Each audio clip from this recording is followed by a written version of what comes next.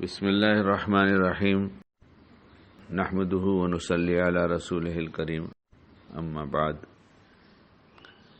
ایمان والا اپنے اللہ پاک کو ناراض نہیں کرنا چاہتا، وہ یہ نہیں چاہتا کہ میرا اللہ پاک مجھ سے ناراض ہو جائے، اور شیطان چاہتا ہے کہ اللہ پاک اس سے خوش نہ ہو۔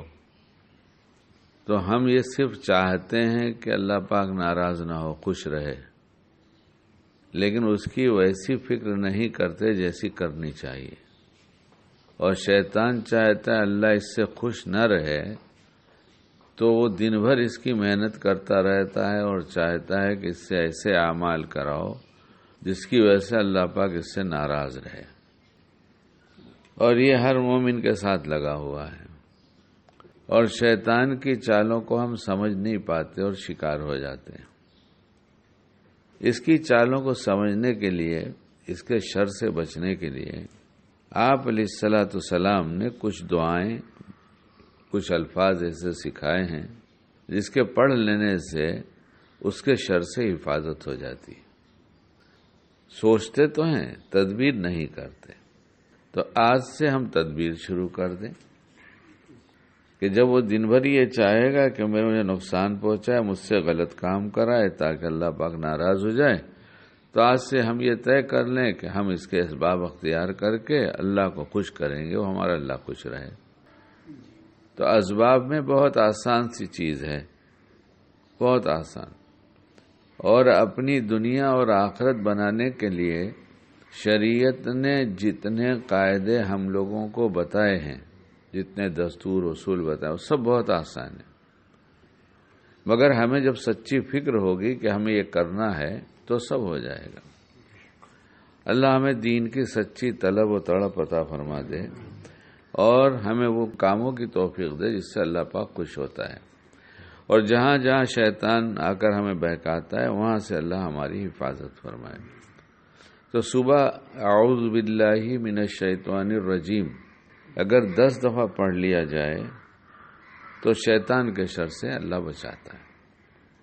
اب اس میں کتنے منٹ لگتے ہیں؟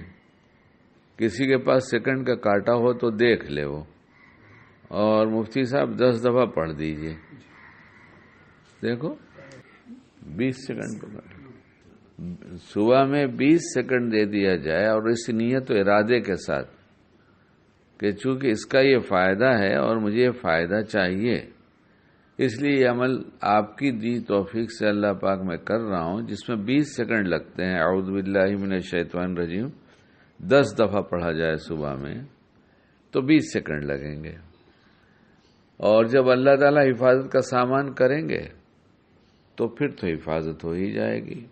اور حفاظت کا مطلب یہ ہے کہ ہم برائی سے بچ جائیں گے اور اچھے کام کرنے لگیں گے، اور وہ جو ہماری خواہش ہے کہ ہمارا اللہ پاک ہم سے خوش رہے، ناراض نہ ہو، تو اتنے تھوڑے سے وقت میں اس کا انتظام ہو جاتا ہے۔